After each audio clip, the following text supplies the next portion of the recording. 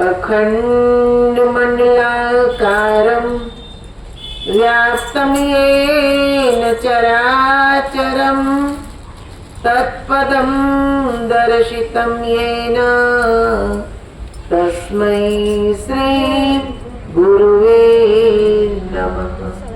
नीलाम्बुजश्यामलकोमलाङ्गं सीतासमारोपितवामभागं पाणो महाशायकचारुचापं नमामि रामं रघुवंशनाथं।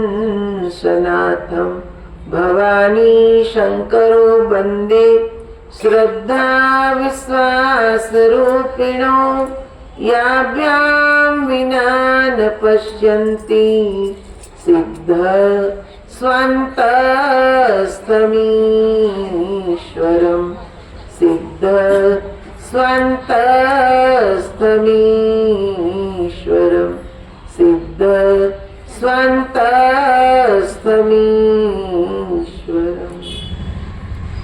बोल श्री सद्गुरुदेव महाराज की जगत जननी श्री माता जी की हृदय सम्राट श्री भोले जी महाराज की परम आराध्य श्री मंगला माता जी की कृष्ण कन्हैया लाल की उमापति महादेव की श्यावर रामचंद्र भगवान की पवन सुत हनुमान की गजानन गणपति महाराज की सनातन धर्म की जय।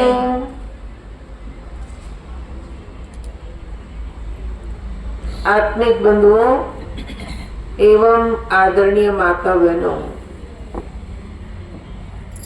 આજે જયા એકાદશી છે ને આપણે ઘણા એકાદશીના વ્રત કરીએ છીએ, ભગવાનનું સ્મરણ કરીએ। યુધિષ્ઠિર મહારાજ ભગવાન કૃષ્ણને પૂછે છે કે જયા એકાદશીનું મહત્વ શું? ત્યારે ભગવાન શ્રી કૃષ્ણ બતાવે છે કે આ એકાદશીના દિવસે જે કોઈ વ્રત કરે એને બ્રહ્મ હત્યાનું કે જો પાપ લાગ્યું હોય, જ્ઞાની સંત બ્રાહ્મણનો કે જે વધ કર્યો હોય તો એ પાપમાંથી એને મુક્તિ મળે છે। એટલા માટે આ વ્રત કરવામાં આવે છે। યુધિષ્ઠિર મહારાજ પૂછે છે કે કેવી રીતે વ્રત કરવું? ભગવાન શ્રી કૃષ્ણ બતાવે છે કે નિરંતર નામનું સ્મરણ કરતું રહેવું, આ છે એકાદશીનું મહત્વ કે નિરંતર નામ સ્મરણ કરતું રહેવું।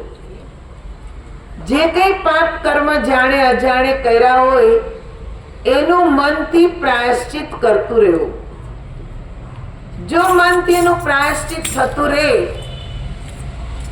તો જ પાપોમાંથી મુક્તિ મળે।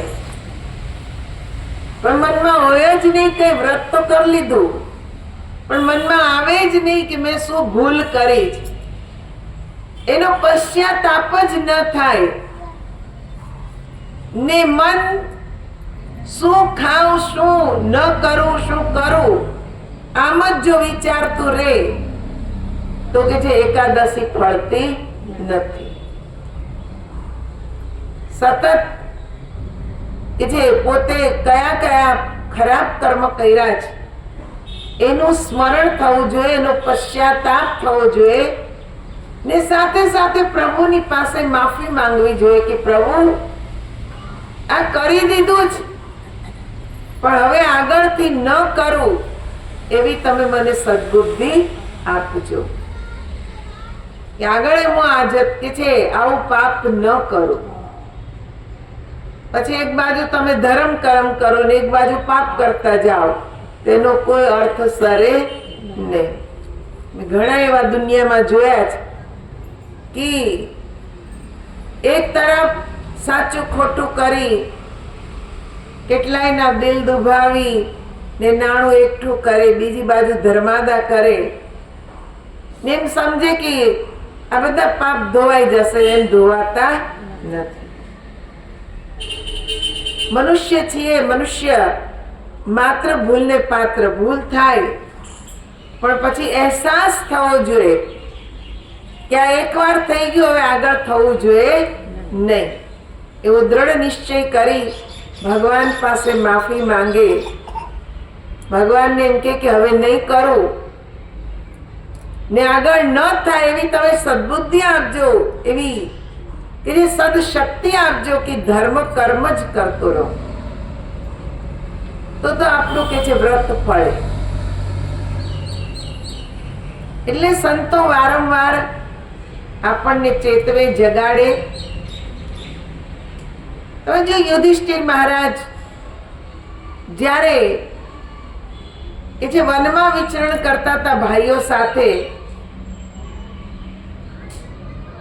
એ સમયે દ્રૌપદીને તરસ લાગી ને એણે કીધું કે મને પાણી પીવું જ, ક્યાંકથી પાણી લાવો, હવે ચલાતું નથી.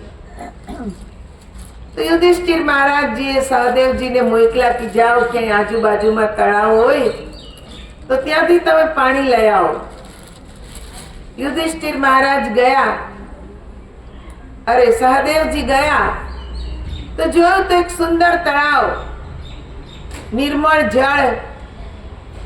એમને હું પી લઉં ને સાથે લેતો પણ જાઉં. પણ જેવું કે છે આ મંજલીમાં પાણી ભરવા જાય તો અવાજ આવે कि ठहरो, पहले मेरे प्रश्न का जवाब दो, बाद में ये जल पीना. અને સહદેવજીએ જાણે સાંભળ્યું ન સાંભળ્યું કરી ને અંજલિ ભરીને પાણી પીધું, ત્યાં ને ત્યાં ઢળી ગયા. ઘણી વાર થઈ સહદેવ ના આવ્યા એટલે નકુલને મોકલા. નકુલે પણ એ જ કે છે તળાવ જોયું, સહદેવજીને ઢળેલા જોયા, એને એમ થયું પાણી પી લઉં ને પછી સહદેવજીને જગાડું. પણ જેવું પાણી પીવે વળી અવાજ આવે છે કે ઉભા રહ્યો, પાણી પીશો નહીં, પહેલા મારા પ્રશ્નનો જવાબ આપો. નકુલે પણ એ જ ભૂલ કરી જે સહદેવે કરી. એણે પાણી પી લીધું ને ત્યાં ઢળી ગયા. એ ના આવ્યા એટલે અર્જુનને મોકલા, એની પણ એ સ્થિતિ થઈ. ભીમને મોકલા, એણે પણ એ યક્ષનો જે અવાજ હતો એને ગણકાર્યો નહીં. આ મનુષ્ય આ જ ભૂલ કરે છે.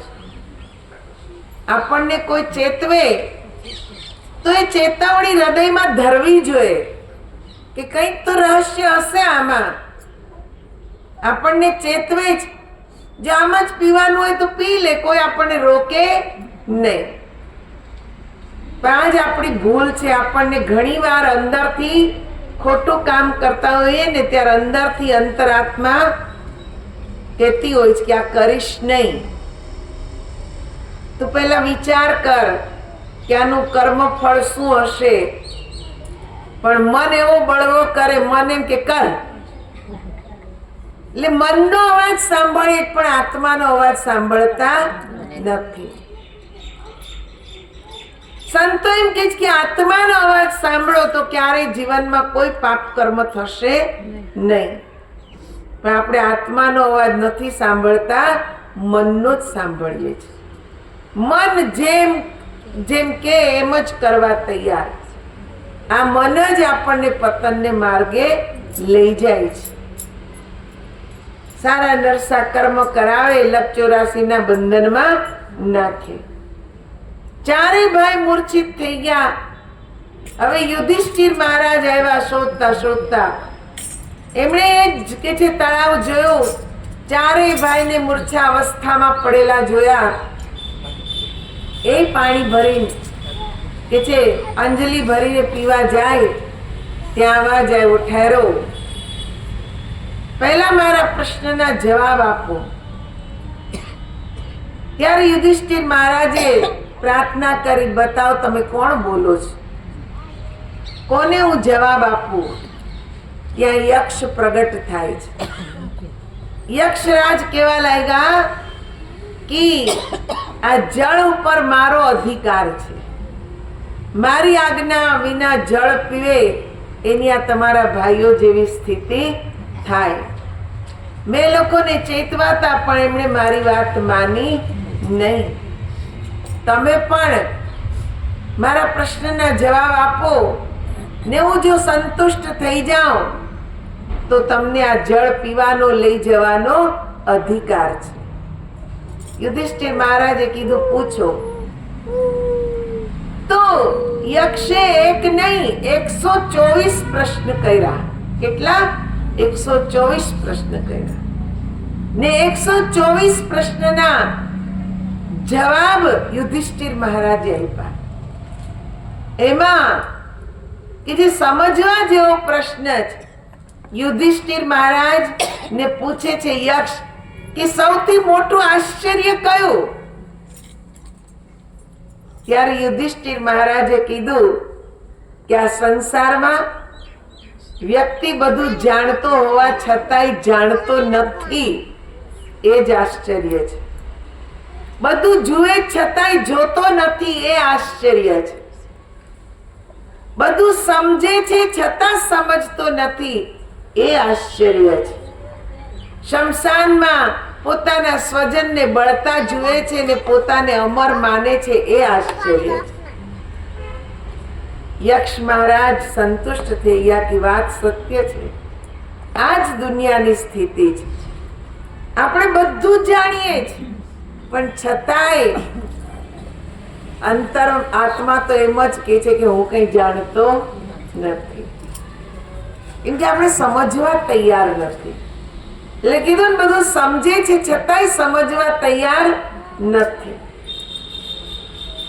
ઘણીવાર આપણને ખબર જ હોય કે દારૂ પીવો ખરાબ છે, જુગાર રમવો ખરાબ છે, જુઠ્ઠું બોલવું પાપ છે. આ જાણીએ જ છીએ, સમજીએ છીએ, છતાંય કરીએ છીએ. આપણે રોકાઈએ થોડી, તોય કરીએ છીએ. આ જ આશ્ચર્ય. મરવાનું નિશ્ચિત છે છતાંય આપણે સંગ્રહ કરીએ છીએ. આશ્ચર્ય. એટલું ભેગું કરીએ કે જાણે કોઈ દી મોત આવવાનું જ નથી. કાલે તમે જો મહારાષ્ટ્રના ઉપ મુખ્યમંત્રી એ કે છે નીકળ્યા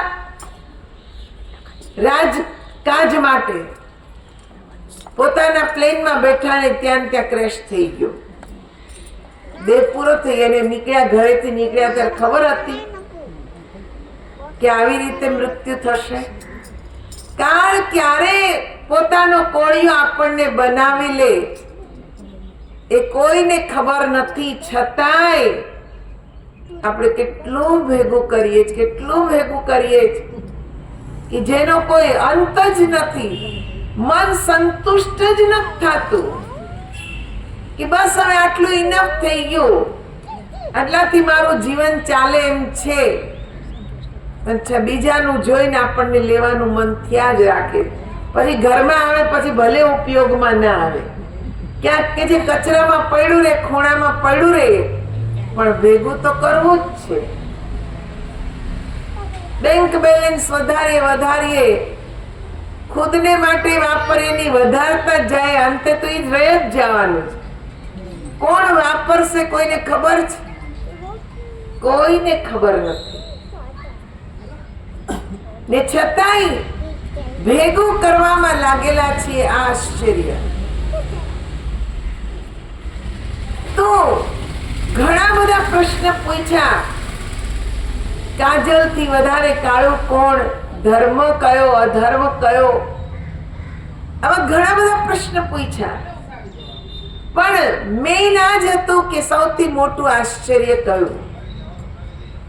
જો ઈ માણસ સમજી જાય તો એનું જીવન જ બદલાઈ જાય.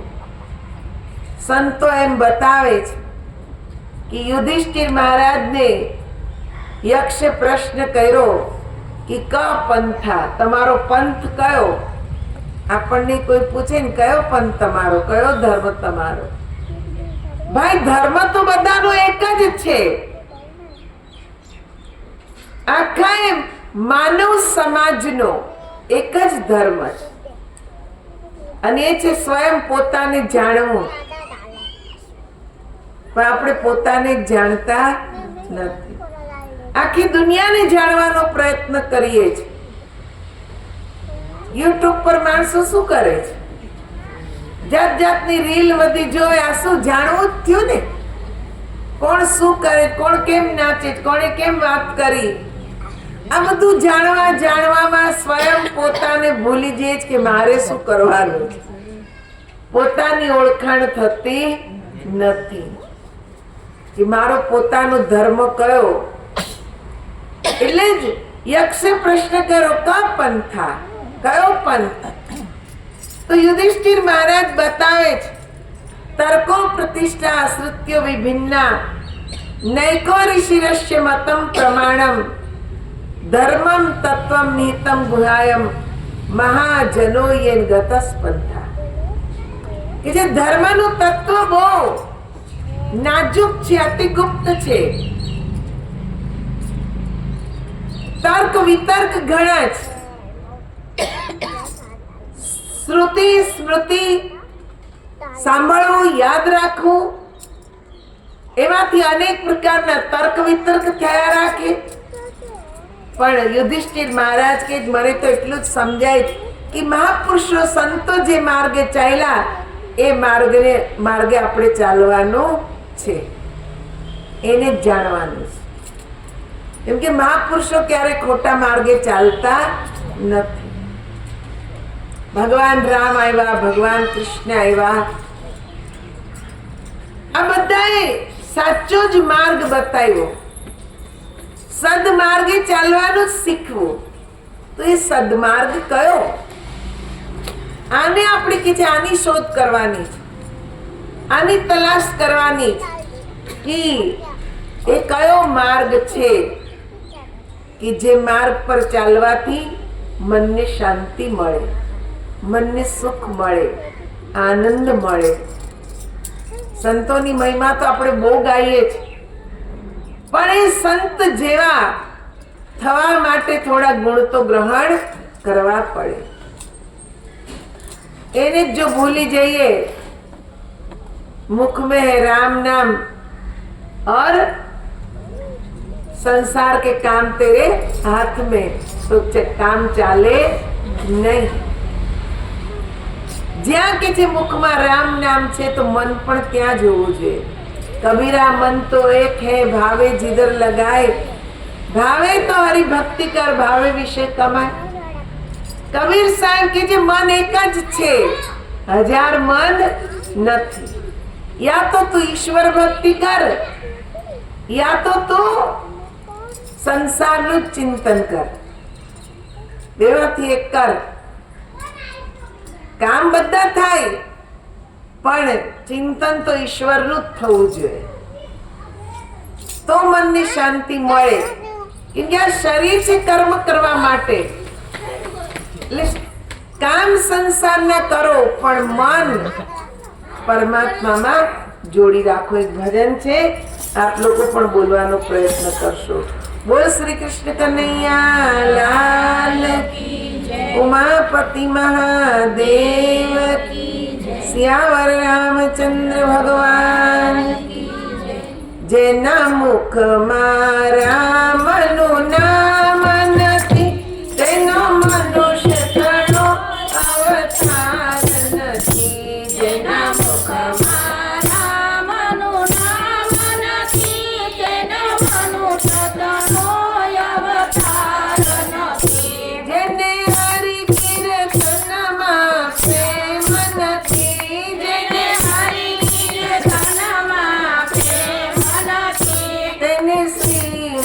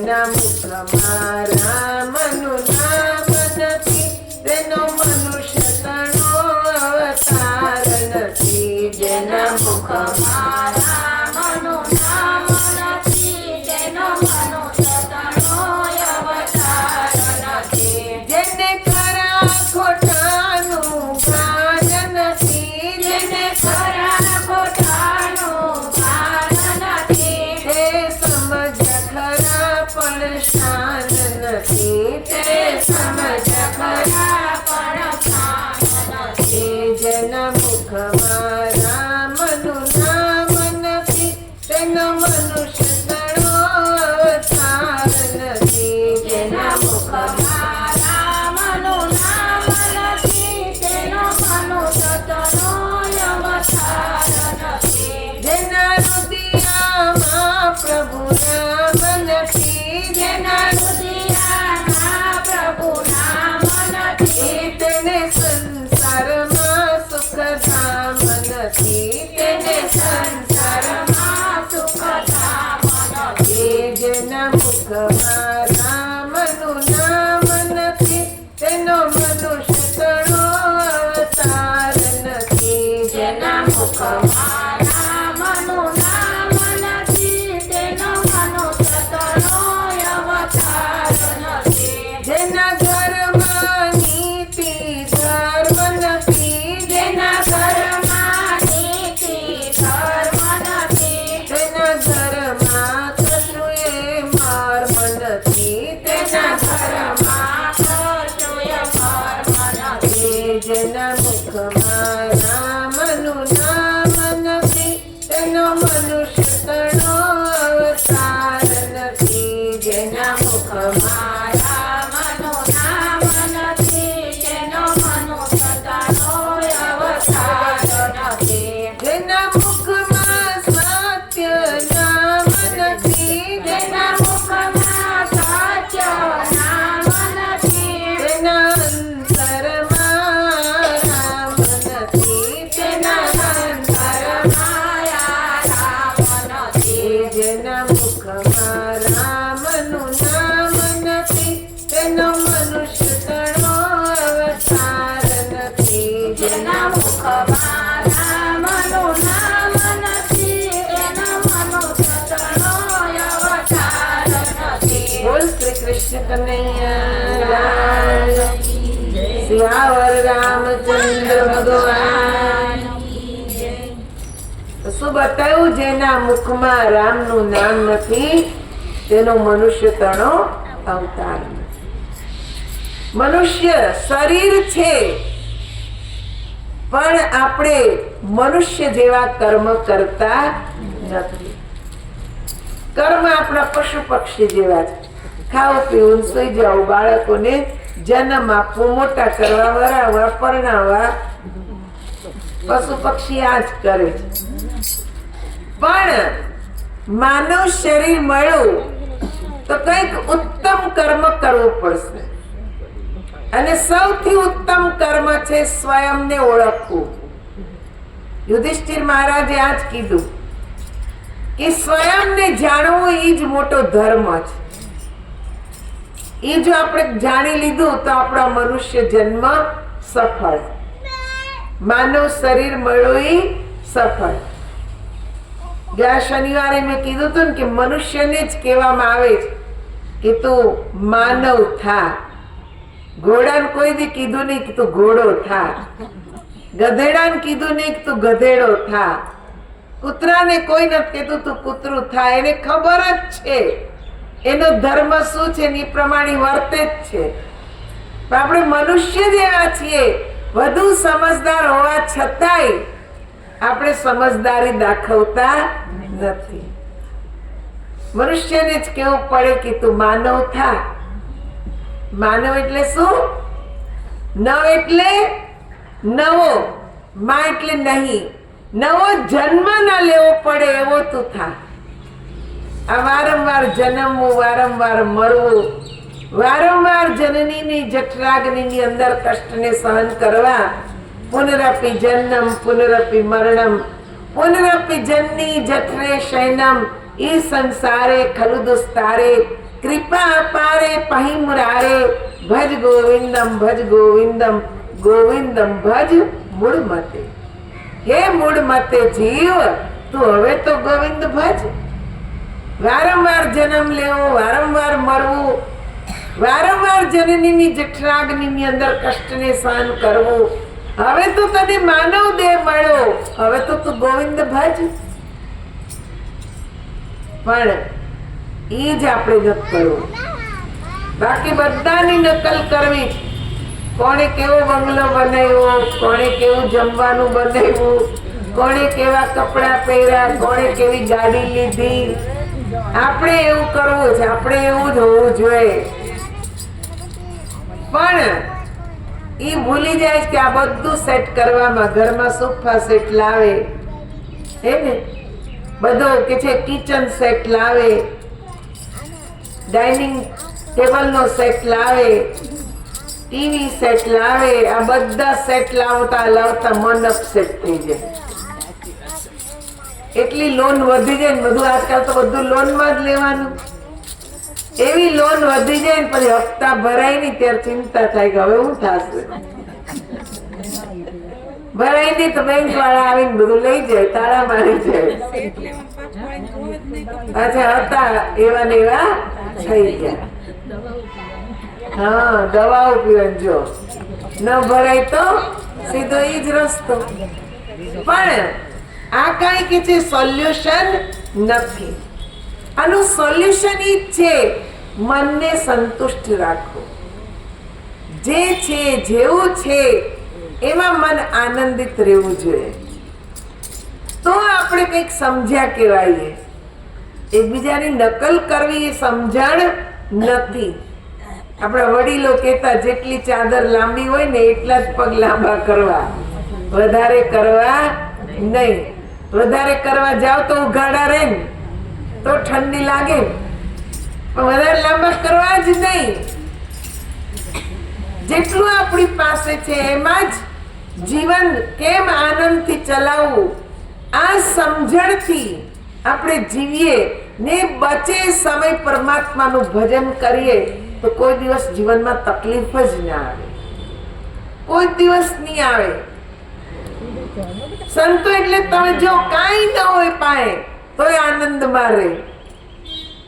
અહીંયા વાત કરી હતી ને એક સંતની, કે સંત હતા પણ કોઈની પાસે માગવાનો ધર્મ કે છે એને અપનાવ્યો નહીં.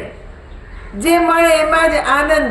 વળી આંગણે આવીને ભોજન કરાવવું, ભગવાનને ભોગ લગાવો, તો તમે જો કે ભગવાને એની કસોટી કરી પણ કસોટીમાંથી પાર ઉતરી ગયા. એટલે કસોટી જીવનમાં થાય, પરીક્ષા થાય. પરીક્ષા થાય તો જ ખબર પડે કે આપણે કેવું ભણ્યા છીએ. પરીક્ષા વગર તો ખબર જ નહીં પડે કે આપણે કેવી ભક્તિ કરીએ. ખાલી બોલીએ છીએ કે આચરણમાં છે, એની પરીક્ષાથી જ ખબર પડે. બોલવું તો બહુ સહેલું છે, પણ એવું આચરણમાં આવવું એ અઘરું છે.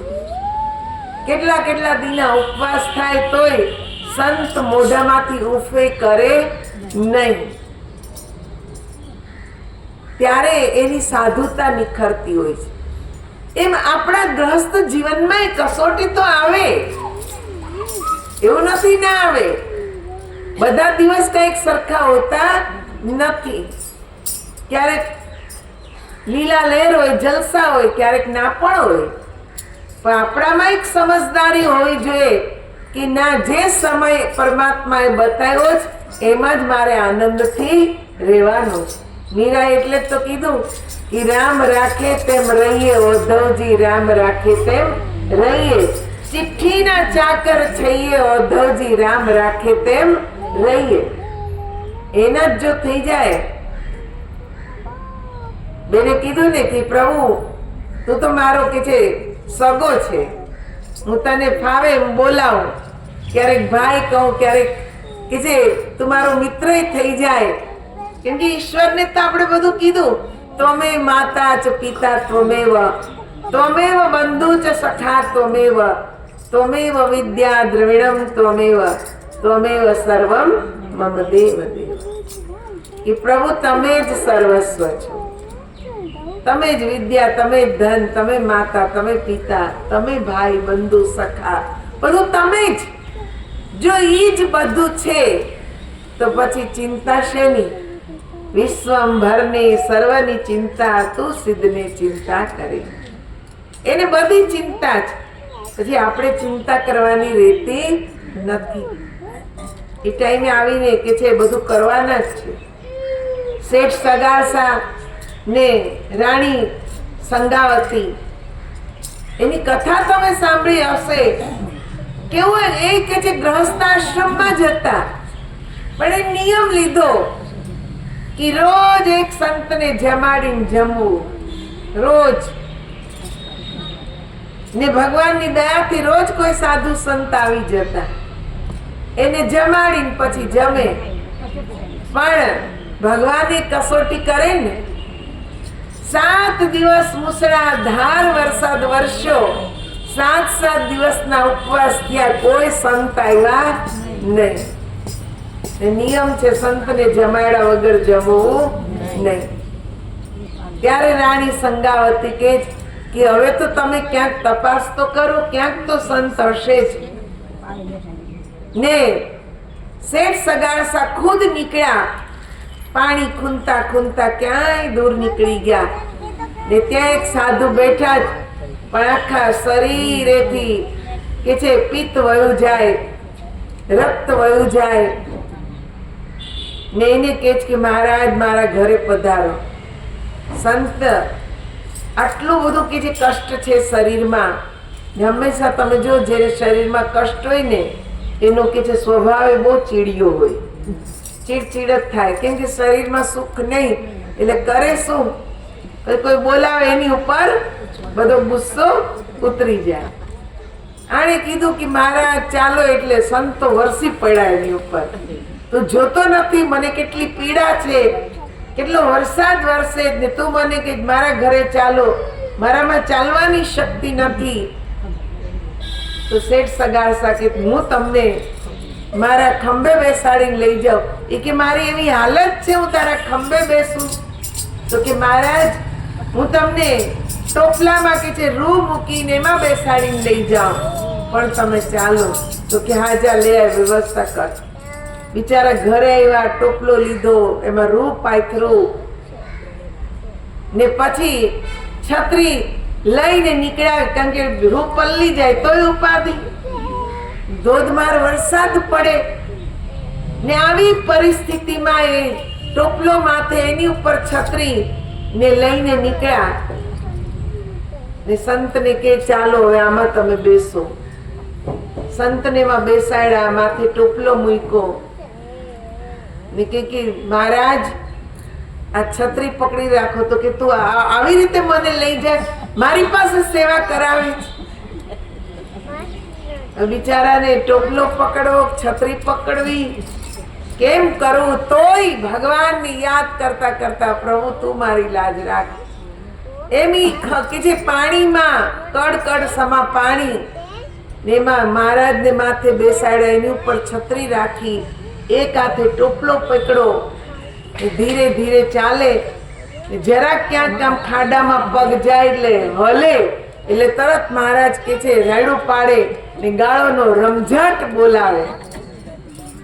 તોય કે છે સગાસાનું મન ડગ્યું નહીં. આપણને તો ઊંચા અવાજે સંત મહાત્માએ કીધું હોય તો બીજે તે આવવાનું બંધ. મને આમ કીધું, અહીંયા તો ગાળોનો વરસાદ વરસે તોય કઈ નહીં મહારાજ શાંતિ રાખો, પ્રેમથી હું તમને લઈ જઈશ. એમ કરતા કરતા ઘરે લાવ્યા. ચંગાવતીએ ટોપલો ઉતાર્યો, સંતને એમાંથી કાઢ્યા. પાણી કે છે રાખ્યું નવડાવવા માટે. તો જેવું પાણી રેડ્યું કે હું આટલું બધું ગરમ ઠંડુ નાખ્યું કે ટાઢું કરી નાખ્યું, કેમ કરે? છતાંય કે છે પ્રેમથી નવડાવ્યા, બીજા વસ્ત્ર પહેરાવ્યા. ને રાણી સંગાવતીએ જમવાનું બનાવ્યું, સંતને જમવા બેસાડ્યા. તો કે આ નહીં ખાવ, હું તો અઘોરી સાધુ છું, હું તો માંસનું ભક્ષણ કરું છું. હા તો વાણિયા કોઈ દિવસ કે છે મીટ મચ્છી ખાય નહીં, ને સંત કે હું તો માંસનું ભક્ષણ કરું છું. એ ત્યાં કસાઈને ત્યાં લેવા જાય તો શરમ લાગે. લોકો પૂછે કે આવડા મોટા શેઠ ને માંસ લેવા આવ્યા, પણ બધી શરમ છોડી સાધુને માટે બધી શરમ છોડીને કસાઈ વાળે ગયા, ત્યાંથી માંસ લીધું. જે મળે પૂછે કે આમાં હું લઈ જાઉં છું, કેમ આમાંથી વાસ આવે છે? તમને શરમ નથી આવતી? તમે માંસ ખાવ છો? પણ તોય બધાનું સાંભળ્યું ને ઘરે આવ્યા. સંગાવતીને આપ્યું. કોઈ દિવસ પકાવેલું નહીં, તોય કીધે એને માંસ પકાવવું પડ્યું. એ પીરસું સંતને કે આ નહીં, આવું કે છે મરેલા પશુનું માંસ મને ખવડાવે છે, આવું નથી ખાતો. તો કે મહારાજ તમને કોનું માંસ આપું? તો કે તારા દીકરાને ખાંડણીએ ખાંડ. તારે સંતાન છે? તો કે હા. કે દીકરો? તો કે એનું માથું ખાંડણીએ ખાંડ ને એનું માંસ બનાવ, ઈ હું ખાઈશ. ચેલૈયો તો સ્કૂલે ગયેલો, સગાસાને સ્કૂલે લેવા જાય છે. ઈ પહેલા જ કોઈ ચેલૈયાને કહી દીધું તું ઘરે જાતો નહીં, આજે તો તારા મા બાપ તને મારી નાખશે. ઈ કે ઓહો, મારા મા બાપ માટે જો હું કામ આવતો હોઉં તો એવું મારું સદભાગ્ય ક્યાંથી? હું તો જઈશ. બાપુ બોલાવા આવ્યા તો તરત કે છે ચેલૈયો ઘરે આવ્યો, માં બતાવો મારું શું કામ છે, બતાવો. માં સ્વયં પોતાના મુખેથી એમ કહે છે કે બેટા આ સંતને તારું માથું ખાવું છે. એણે એમ કીધું છે કે એનું માથું કાપીને ખાણિયામાં ખાંડી ને પછી એનું માંસ બનાવીને તમે રાંધો. ચેલો કે વાંધો નહીં બા, હું તો તૈયાર છું. મારું આવું જીવન ક્યાંથી કે સંતોની સેવામાં કામ આવે.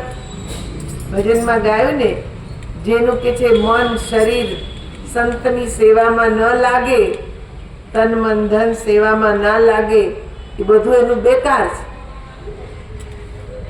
એટલે ચેલૈયો કે હું તો સદભાગી છું કે મારું આ જે જીવન છે એ સંતની સેવામાં લાગશે. માં વિના સંકોચે બાપુને કયો મારું ધડથી મસ્તક અલગ કરે. જેવું કરવા જાય ત્યાં સંત કે એમ નહીં, બંને કે છે નવા લગ્ન તમારા થવાના હોય એવા વસ્ત્ર ધારણ કરો, સુંદર તૈયાર થઈ ને પછી ચેલૈયાને મારો ને પછી તમે એને ખાંડો. પણ ખાંડતા ખાંડતા આંખમાંથી આંસુ આવવું જોઈએ નહીં. કેટલી કસોટી ને કસોટી આટલી ભયંકર છે તોય એમનું મન ડગતું નથી.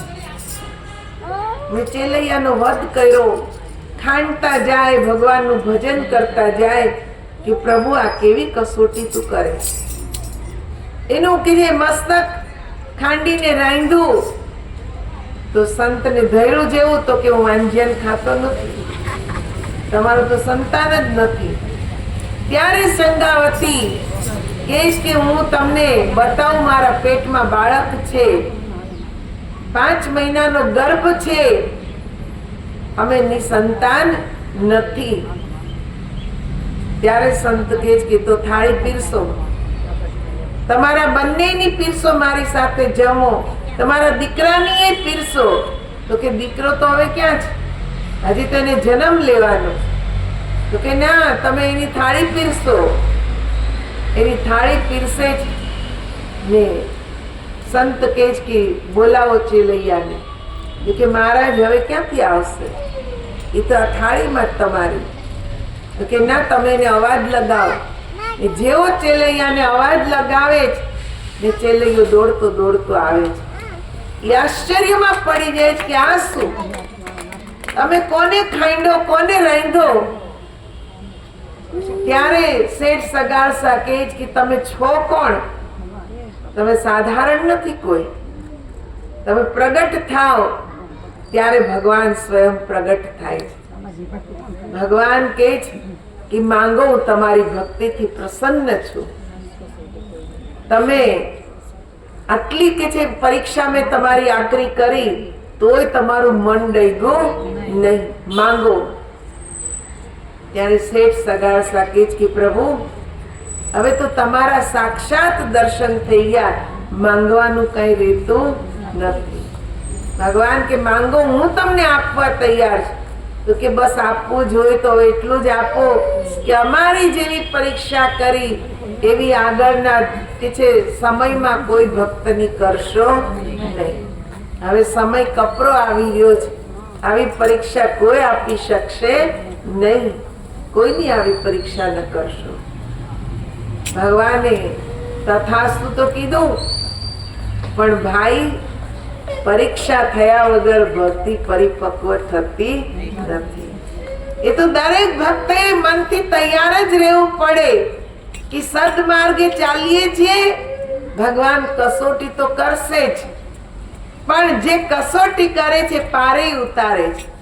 એટલે તો કબીર સાહેબ શું કહે છે, ગુરુ કુંભાર શિષ્ય કુંભ હે, ગડગડ કાઢે ખોટ, કે છે અંદર હાથ સહાર દે, બહાર મારે ચોટ. ગુરુ કુંભાર શિષ્ય કુંભ હે, કે ગુરુ કુંભાર છે અને શિષ્ય ઘડો છે. કુંભાર ઘડાને જ્યારે ઘડે ત્યારે અંદરથી હાથ રાખે ને ઉપરથી ટપલું મારે. શું કામ? કે અંદર હાથ હશે તો ઉપર મારીશ તો ઘડો તૂટશે નહીં. એ રીતે ટપલું મારે છે કે ઘડો તૂટે નહીં. એમ ભગવાન કસોટી કરે પણ અંદર બેઠો બેઠો એ તાકાત આપે, શક્તિ આપે. સદગુરુનું કામ છે એ ભક્તને મજબૂત બનાવે, એનું મનોબળ દ્રઢ કરે કે જેનાથી એની ભક્તિ સફળ થાય. આવી આવી કે છે ભક્તિ આપણા સંતો ભક્તોએ કરી છે. આપણે સત્યને જાણવાનું જ ને મનને એટલું તૈયાર કરવાનું જ કે ગમે એવી જીવનમાં પરીક્ષા થાય પણ પરીક્ષામાંથી કે છે ડગવું નથી. તો જ ભક્તિ માર્ગમાં આગળ વધાય. ભગવાન તો જ આપણી સામે પ્રગટ થાય, એમને પ્રગટ થતા નથી. આપણને એમ થાય આપણે બહુ ભક્તિ કરી, આપણે ભગવાન આવતા જ નથી, પણ આવે ક્યાંથી? આપણે હજી એવી ભક્તિ જ નથી કરતા જે ભક્તિ સંતોએ કરી, ભક્તોએ કરી. સદગુરુને કે છે ધારણ કર્યા, એના જ્ઞાનને પ્રાપ્ત કર્યું ને માર્ગ ઉપર ચાલ્યા. આપણી માર્ગ પર ચાલવું પડે.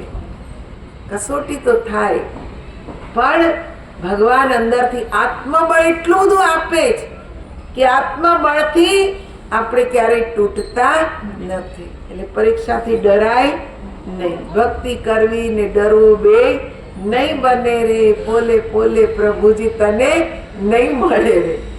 ભક્તિ કરીને ડરવું, આ બે કામ ન થાય. એમાં આપણે ઢીલા પોચા રહીએ તો કઈ ભગવાન મળે નહીં. મનને કઠણ કરવું પડે. તો આ શબ્દોની સાથે જ અહીંયા વિચારોને વિશ્રામ આપીશું. શનિવારે આપણે બધા ભેગા થઈને પાછો અહીંયા સત્સંગ કરીશું. શનિવારે આ બાના ઘરે કયો નંબર છે? ડી બ્લોક ને E1. E1 માં પહેલા માળે બાના ઘરે શનિવારે સત્સંગ છે.